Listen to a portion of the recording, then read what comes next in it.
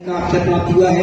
हम सब लोग यही भावना बांटेंगे, हे माता जी आपके पावन चरणों में बैठ के हम लोग भी उस जैनेश्वर दीक्षा या आर्य का दीक्षा को प्राप्त करें। इसी मंगल भावना के साथ आपके पावन चरणों में करवत निवेदन, हे माता जी बन्नामी बन्नामी बन्नामी।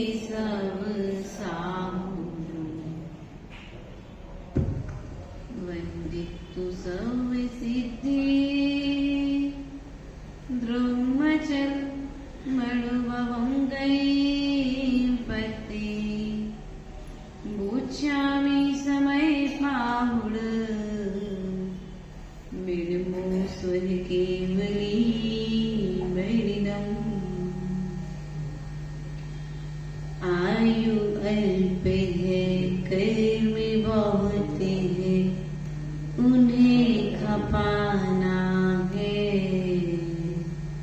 लिया हुआ कर्ज पुराना उसे चुकाना है। जाग जाग सौभाग्य जगाकर निद्रा पर जगो, मेरा अंतिम मरण समाधि तेरे दर पर हो, तेरी छत्र छाया भगवन मेरे सिर पर हो, मेरा अंतिम मरण समाधि तेरे दर पर हो। बोले अनंतानंत सिद्ध परमेश्वरी भगवान की देवादिदेव आदिनाथ भगवान की, देवादिदेव चंदा प्रभु भगवान की, शासन नायक महावीर स्वामी की, आचार्य भगवंत कुंद कुंद स्वामी की, आचार्य भगवंत विराग सागर जी महाराज जी की, आचार्य भगवंत ईश्वर विशुद्ध सागर जी महाराज की, मम दीक्षा शिक्षा दाता ईश्वर विभव सागर जी महाराज की, परम पूज्य श्री माता जी की संघ की माता जी। प्रिय बंधुओं, आचार्य भगवंत कुंद कुंद स्वामी दर्शन पाहुड़ ग्रंथराज अर्थात अष्ट पाहुड़ ग्रंथराज का प्रथम पाहुड़ दर्शन पाहुड़ और दर्शन पाहुड़ की 31 नंबर कारिका के माध्यम से नाणम ननस्य शारो शारोवीडनस्य होई सम्मतम सम्मताओ चरणम चरणाओ होई डिब्बाट, अर्थात मनुष्य पर्याय का सार क्या है। कल दुर्लभता बता रहे थे कि आपको दुर्लभ पर्याय प्राप्त हो गई है। जिस प्रकार से दूध का सार घी है, क्या है? दूध का सार तिल का सार तेल है, तो मनुष्य पर्याय का भी कोई सार है क्या? हाँ, आचार्य भगवंत कहते हैं इस मनुष्य पर्याय का सार है ज्ञान। नाणम नरस्य सारो, अर्थात इस नर पर्याय का इस मनुष्य पर्याय का सार है ज्ञान। तो ज्ञान का भी तो कोई सार होगा। तो आचार्य सारो भी नरस्य होई सम्मतम, तो इस ज्ञान का सार है सम्यक ज्ञान का सार कौन है भैया? सम्यक्त। सम्यक्त अर्थात श्रद्धान, श्रद्धान अर्थात सम्यक दर्शन, सच्ची श्रद्धा, देव शास्त्र गुरु के प्रति विश्वास, इस ज्ञान का सार है।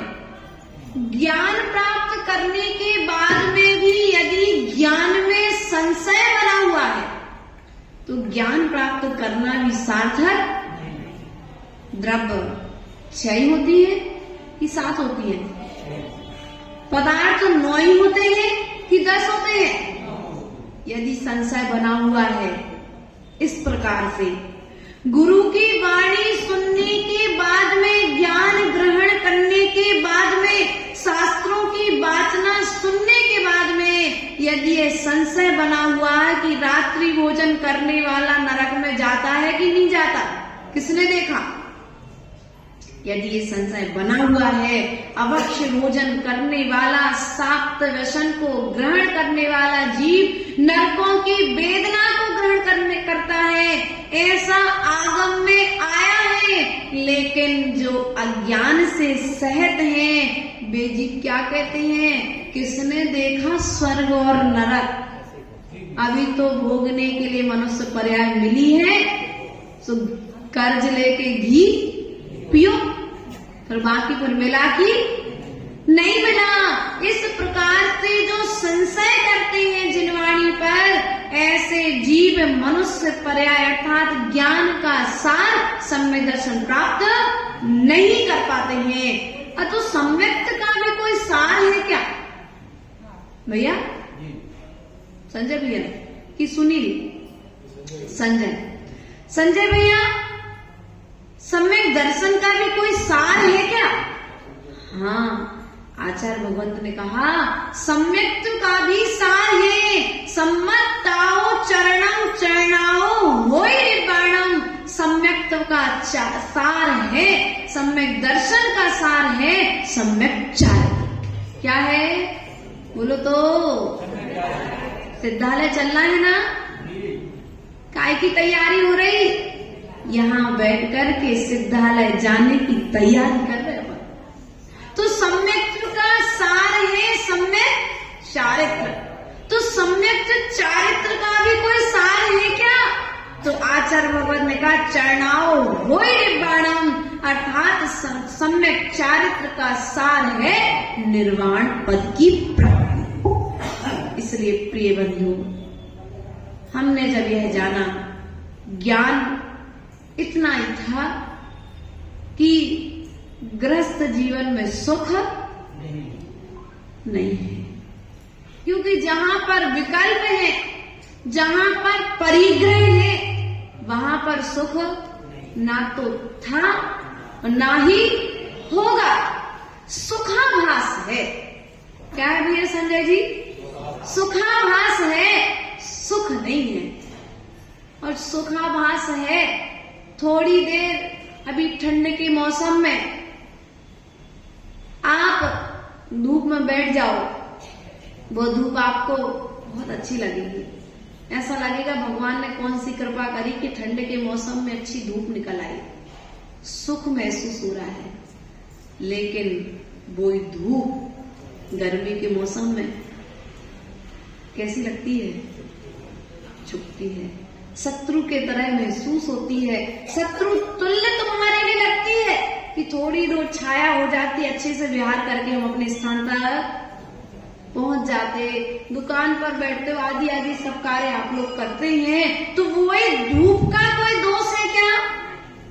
धूप का दोष नहीं है, वो तो तुम्हारी ऋतु बदली, तो एक ऋतु के बाद जब दूसरी ऋतु आई तो वो धूप तुम्हें एक ऋतु में अच्छी लग रही थी, दूसरी ऋतु में बुरी लगने लगी। क्यों? ऋतु एक ऋतु में तुम्हारे लिए धूप अच्छी लग रही थी, वो गर्मी का मौसम जैसी आई तो धूप तुम्हें उसी प्रकार से ये विषय भोग है।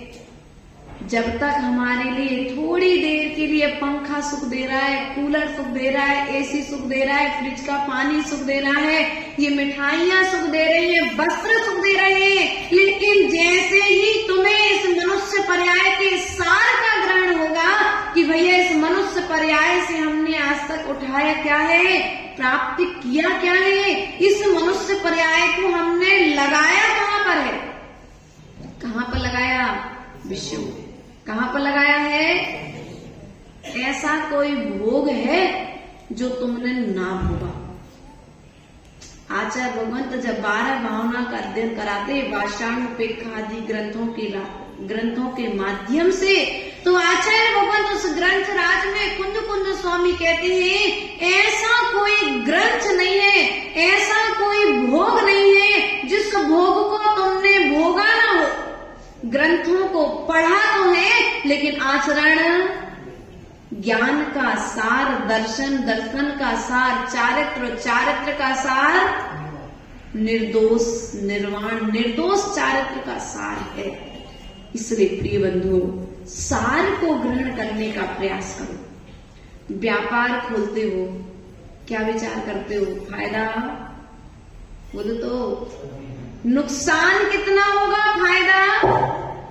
भैया प्रदीप जी, बच्चे ने व्यापार खोला था, पहले पूंजी लगाई थी, बेटा दुकान जितनी अच्छी होगी उतना अच्छा फायदा, इसलिए बड़ा प्लेस ढूंढे, बड़ी दुकान देखी, वही सामग्री रखी। उसी प्रकार से इस मनुष्य पर्याय में अब वो ऐसा कौन सा कार्य करें कि माता जी जिससे जल्दी से कर्मों की निर्जरा हो जाए हम संसार से। 6 आवश्यक जो बताए हैं श्रावकों के योग करने योग्य कार्य बताए हैं, उन 6 आवश्यक कर्तव्यों में से माता जी ऐसा बता तो सीधा रास्ता कि 6 ही ना करने पड़े, एक आध कर्तव्य को हम करें और जल्दी से, बोलो तो संसार से पार। तो आचार्य भगवंत वसुनंदी आचार्य भगवंत से जब प्रश्न किया गया तो आचार्य भगवंत वसुनंदी श्रावकाचार्य ग्रंथ राज में कहते हैं कि स्वाध्याय को परम तप कहा है। किसको कहा है? स्वाध्याय को परम तप कहा है। लेकिन स्वाध्याय से भी बड़ा यदि कोई तप है तो वह है वैयावृत्ति तप। कौन सा तप है? बोलो तो। स्वाध्याय से भी बड़ा कोई तप है तो कौन है? वैयावृत्ति तप है। तो क्या पैर दबाना अकेले वैयावृत्ति है? बोलो तो। आहार दान देना मात्र वैयावृत्ति है? वस्त्र धो देना मात्र वैयावृत्ति है? नहीं, इसके अलावा भी साधु के कक्ष को व्यवस्थित कर देना भी तो वैयावृत्ति है। मंदिर में आप झाड़ू लगा रहे ना, तो मंदिर की वैयावृत्ति कर दी। आपने जिनवाणी को व्यवस्थित जमा दिया, आपने जिनवाणी की वैयावृत्ति कर दी। आपने भगवान की प्रतिमा का परिमार्जन कर दिया तो आपने भगवान की वैयावृत्ति। आपने गुरु के लिए थोड़ी देर एकांत में छोड़ दिया कि भगवान आप स्वाध्याय कर लीजिए, हम बिल्कुल उधम, हम हल्ला करने, हम बाहर बैठ करके बातें। अरे बोलो तो, हम तो देख रहे 3 दिन से, तो आज बोल रहे हम आपको स्वाध्याय में बिल्कुल डिस्टर्ब। हाँ, हमारी माता क्या करती, जितने टाइम कोई नहीं जाएगा माता जी के पास उतने टाइम हम, अब चाहे माता जी को प्रतिक्रमण करना हो तो उनके प्रतिक्रमण में अतिचार लगे, चाहे उनकी सामायिक में अतिचार लगे, लेकिन हमारे प्रश्न का उत्तर तो हमें मिल जाना नहीं। ये आप स्वयं अतिचार लगा रहे हैं। और साधु के पास यदि सामायिक के समय में बैठ रहे तो अब साधु को भी अतिचार लगाने शिथिलाचार्य सिखा रहे हैं। प्रिय बंधु, हम निर्वाण की यात्रा पर निकले हैं। कौन सी यात्रा पर निकले भैया? निर्दोष चारित्र के निर्दोष पालन के लिए हमने सब कुछ त्याग किया है। तो आप पैर दबाना मात्र वैयावृत्ति मानते हैं, आप आहार दान देना मात्र वैयावृत्ति मानते हैं, लेकिन आचार्य भगवान कहते हैं यदि निर्दोष चारित्र का पालन कराना चाहते हो तो निर्दोष आहार दान कराओ, बुरा मत मानना। आज ही मूलाचार ग्रंथराज 105 नंबर पेज का स्वाध्याय चल रहा था, लगभग 105 या 121 पेज था लगभग। तो उस पृष्ठ पर आचार्य भगवंत भिक्षा शुद्धि की चर्चा कर रहे थे और हम जब छिंदवाड़ा चातुर्मास में थे,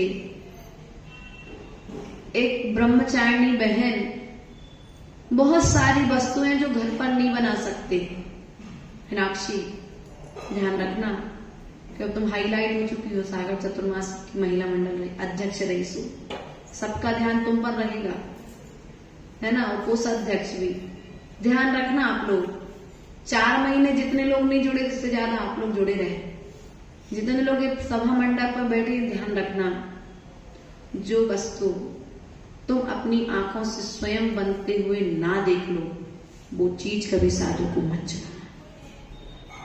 क्या मुकेश जी, सौरभ भैया,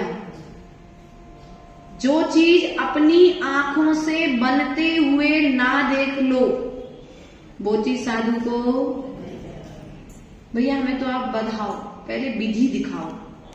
यदि चारित्र का निर्दोष पालन कराना है ना, अपने बुंदेलखंड में एक कविता प्रसिद्ध है, कहावत प्रसिद्ध है, जैसा खाओ अन्न वैसा होए। अब तुम चाहते हो कि साधु निर्दोष चारित्र का पालन करे, तो हम आप सभी श्रावकों से निवेदन करना चाहेंगे कि आप निर्दोष आहार कराओ। क्या कराना है मन को? निर्दोष आहार कराना है। आचार्य भगवंत ने कहा कि यदि निर्दोष आहार करेगा साधक तो निर्दोष चारित्र का पालन करेगा। यदि आहार शुद्ध नहीं कर रहा है तो बिना आहार शुद्धि के कुछ अंतराय श्रावक के अधीन हैं।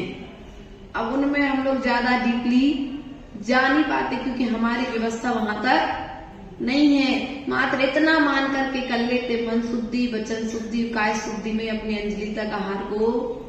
लेकिन हम श्रद्धावान हैं, विवेकवान हैं और क्रियावान हैं। श्रावक किसे कहते हैं? श्रद्धावान, विवेकवान, क्रिया। अंधी श्रद्धा नहीं, अंधा विवेक नहीं, अंधी क्रिया नहीं है। आप लोग ने क्या कहा, सोचा अच्छी लगती है ये चीज, कहां से बन के आई पता नहीं, माता जी लेती है सो नहीं। पहले देख लो लेने योग्य है नहीं है, देने योग्य है कि नहीं है, मर्यादा बची कि नहीं बची। यदि अमर्यादित है तो अपन को साधु को नहीं चलाना है। यदि भिक्षा शुद्धि के बिना साधु उपास कर रहा है, व्रत कर रहा है, सामयिक कर रहा है, स्वाध्याय कर रहा है, तो मूलाचार ग्रंथ राज में आचार्य भगवंत ने कह दिया ये सब कुछ करना निरर्थक है। क्या कह दिया? सब कुछ करना निरर्थक है। हम पहुंचे आपके चौके में, रितु तुमने सोचा आज ठंड बहुत तेज है, एक काम करो, थोड़े से अच्छे से गरम गरम पराठे, और चौका तो अंदर था ना, चौका तो आपने क्या किया? अब तुम साधु को रसना इंद्री का लोलुपी बनाने की कोशिश, बोलो तो। कई साधक के नहीं लेते, अंजलि छोड़ देते, चौका में अंतराय करके हुए अंतराय कि नहीं हुए? साक्षी हो, 3 महीने पूरा चातुर्मास कराया है। ध्यान रखना माता हो, अपन विवेकवान रहेंगे तो विवेक पूर्वक साधु साधना कर पाएगा, चारित्र की सिद्धि निर्वाण को प्राप्त कर पाएगा। और यदि हमारी दीक्षा में दोष आएगा तो हमारी दीक्षा में भी दोष आ जाएगा। और दीक्षा में दोष आएगा तो घर छोड़ना, परिवार छोड़ना, संपत्ति छोड़ना, समाज छोड़ना, नगर छोड़ना, सब कुछ निरर्थक हो जाएगा। इसलिए जो चर्या श्रावक के अधीन है, हम श्रावकों से कहना चाहेंगे कि आप उन चर्याओं को निर्दोष पालन कराओ, आपका दायित्व है। श्रावक के लिए रेणतार ग्रंथ में आचार्य भगवंत कुंद कुंद स्वामी ने सम्यक दर्शन का जो पहला अध्याय है, उस अध्याय में माता पिता की उपमा दी है। किसकी उपमा दी है? बोलो तो। आप लोग साधु के कौन हो? माता पिता के तुल्य हो। जैसे गर्भस्थ शिशु का माँ ध्यान रखती है, उसी तरह से ये श्रावक साधु का भी ध्यान रखते हैं। विवेक पूर्वक भोजन, बोलो तो, विवेक पूर्वक आहार कराते हैं। इसलिए निर्वाण पद को यदि प्राप्त करना है तो सम्यक ज्ञान प्राप्त करो। ज्ञान अर्थात ज्ञान का सार प्राप्त करना है तो श्रद्धान दृढ़ करो। क्या करना है?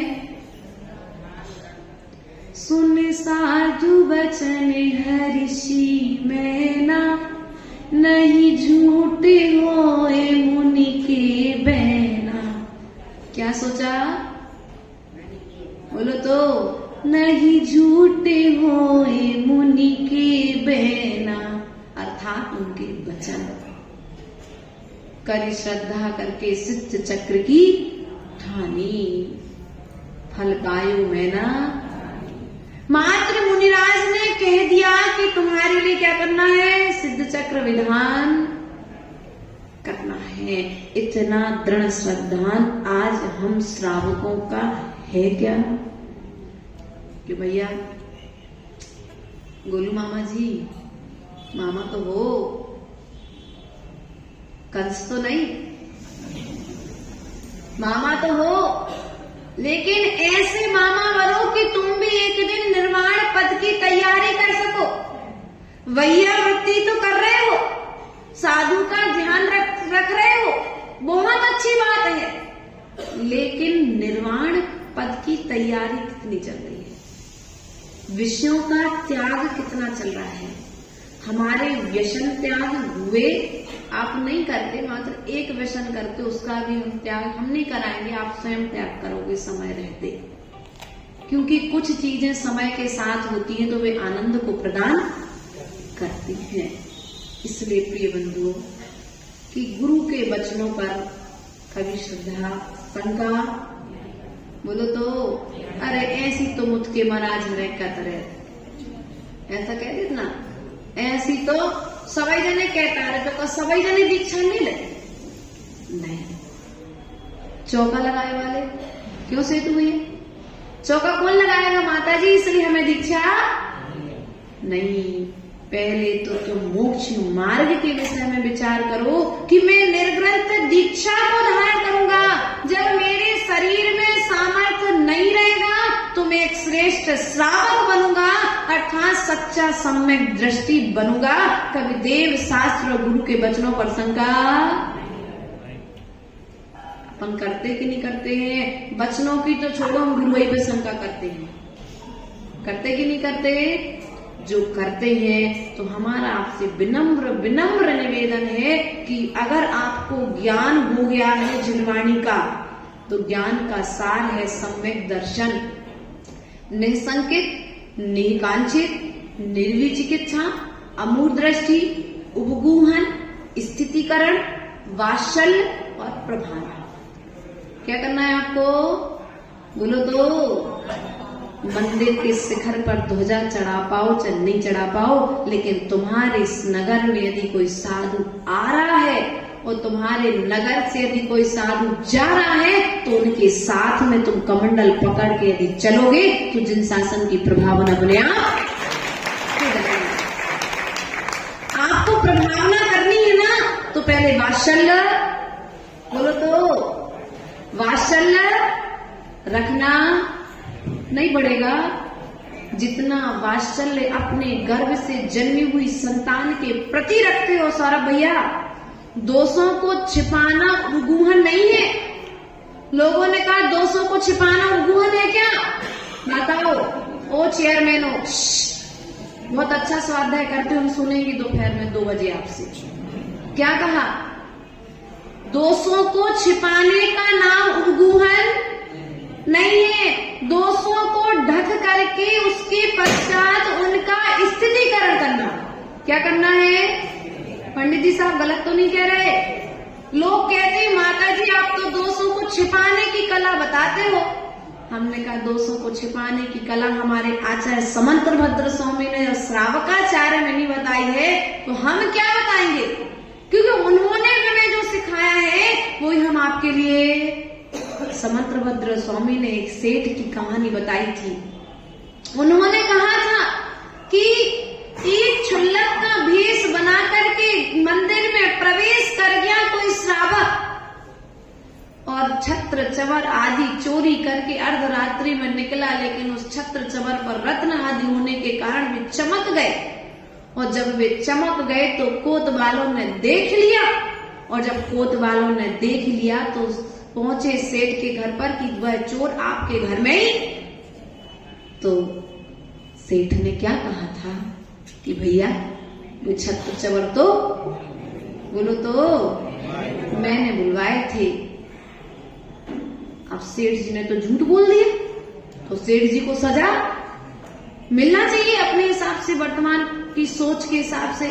सेठ जी महाअपराधी हैं कि जो दोषों को ढांकने की प्रेरणा दे रहे हैं, बल्कि जो ज्ञानी जीव होगा, तत्व ज्ञानी जीव होगा, वो क्या कहेगा?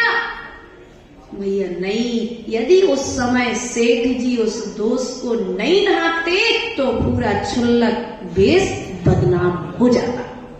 आज कोई क्षुल्लक क्षुल्लिकाओं पर विश्वास, निर्ग्रंथ गुरुओं पर, साधुओं पर विश्वास नहीं करता।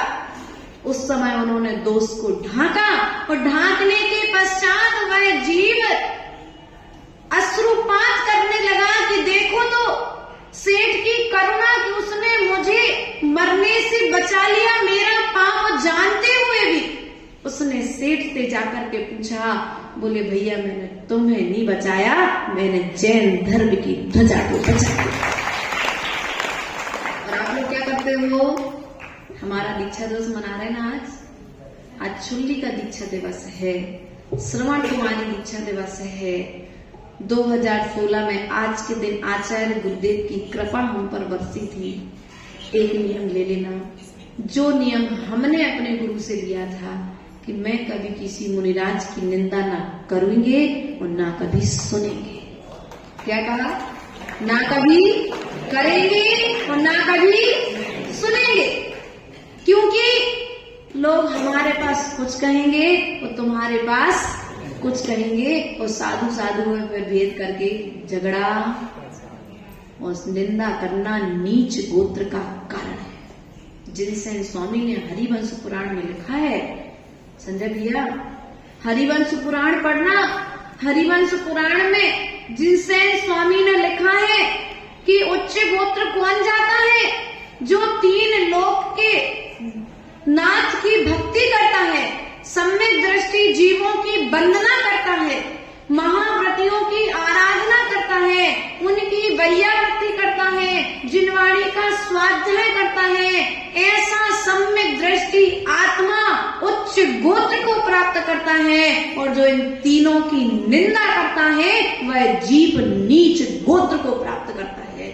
इसलिए आपने पूर्व में उच्च गोत्र के योग्य कार्य किए थे, सो आज ये दुर्लभ मनुष्य पर्याय आपको बोलो तो मिली कि नहीं मिली? लेकिन अब हम आपसे कहना चाहेंगे, उच्च गोत्र के योग्य कार्य किए थे, उच्च गोत्र, उच्च जाति, उच्च कुल, उच्च धर्म, उच्च देव, उच्च शास्त्र, उच्च गुरु आपको मिल गए। अब ऐसा कोई कार्य मत करना कि आपको नीच गोत्र में जाना पड़े, क्योंकि प्रोग्रेस करना है, हमें प्रमोशन करना है, डिमोशन। हमें यहां से स्वर्ग तो जाना है, लेकिन यहां से नरक, यहां से सिद्धालय जाने की तैयारी तो करना है, लेकिन यहां से हमें निगोद में जाने की तैयारी, तभी तुम्हें मनुष्य पर्याय पाना, मनुष्य का जीवन का सार प्राप्त होगा। आप मत करो आलू प्याज का त्याग, मत करो आप रात्रि भोजन का त्याग। एक नियम आज ले लेना, मैं कभी मुनि राजाओं की निंदा, चारित्रधारियों की निंदा, हम तो कहते कोई सम्यक दृष्टि यदि ब्रह्मचारी और ब्रह्मचारिणी भी तुम्हारे नगर में आती है तो हम कभी उसका अपमान सम्मान नहीं कर सके, तो अपमान भी। यदि हम गुणानुवाद ना कर तो हम कभी अवगुण, हम चरण वंदना नहीं कर सके, लेकिन ऐसा कोई काम नहीं करेंगे कि दूसरे भी उनके चरणों तक ना पहुंच पाए। तभी तुम्हारे लिए सम्यक दर्शन की उपलब्धि होगी। और जो निर्दोष सम्यक दर्शन का निर्दोष तरीके से पालन करेगा, वही एक दिन निर्दोष चारित्र को प्राप्त करके निर्वाण पद को प्राप्त करेगा। इन्हीं भावनाओं के साथ में आज का प्रवचन आप सभी के लिए मिला। आचार्य गुरुदेव ने हमारे लिए इस स्त्री पर्याय की सर्वोत्कृष्ट अवस्था आरिका पद प्रदान किया। आज प्रातःकालीन मेला में पट्टाचार्य पद पर आसीन होने वाले आचार्य भगवंत विशुद्ध सागर जी महाराज सासंग का आशीर्वाद प्राप्त हुआ। परम पूज्य आचार्य गुरुवर विभव सागर जी महाराज का भी आज प्रातःकालीन मेला में आशीर्वाद प्राप्त हुआ। द्वय आचार्य महाराज के चरणों में भक्ति तरह नमोस्तु निवेदित करते हैं, यही भावना करते हैं, हे आचार्य भगवान, जब तक मेरा निर्माण ना हो जाए तब तक मुझे चारित्र इस पृथ्वी तल पर आकर के देते रहना और हमारे निर्वाण पथ की यात्रा निर्दोष तरीके से कराते रहना। बोले परम पूज्य आचार्य गुरुवर 108 विभव सागर जी महाराज की जय। और सिद्ध श्री माता जी की जय। सुने 2 मिनट बैठ के हमारे बीच में सागर से हमारे सागर बंधु आए, भैया बहन आए हुए हैं, उनसे मैं निवेदन करूंगा कि वो आए और पूज्य माता जी के पावन चरण में श्रीफल समर्पित करके आशीर्वाद प्राप्त करें। और भी जो बाहर से आ रहे हैं, उनकी जानकारी नहीं हो पाई है, उनसे भी निवेदन करूंगा कि वो आए और पूजे माता जी के पावन चरणों में श्रीफल समर्पित करके आशीर्वाद करते हैं। पूज्य माता जी ने अपना मार्ग प्रशस्त कर लिया है, लेकिन उसके साथ ही हमको और आपको उस मार्ग पर चलने के लिए बराबर निरंतर प्रेरणा दे रहे हैं। पूज्य गुरुदेव का आचार्य का आशीर्वाद प्राप्त हुआ है। हम चाहेंगे माता जी आपके बच्चों के माध्यम से उस आशीर्वाद से करने का हम लोगों को प्राप्त हो। इसी मंगल भावना से आपके पावन चरण में हम सभी वंदना करते हैं। हे माता जी, वंदना में माता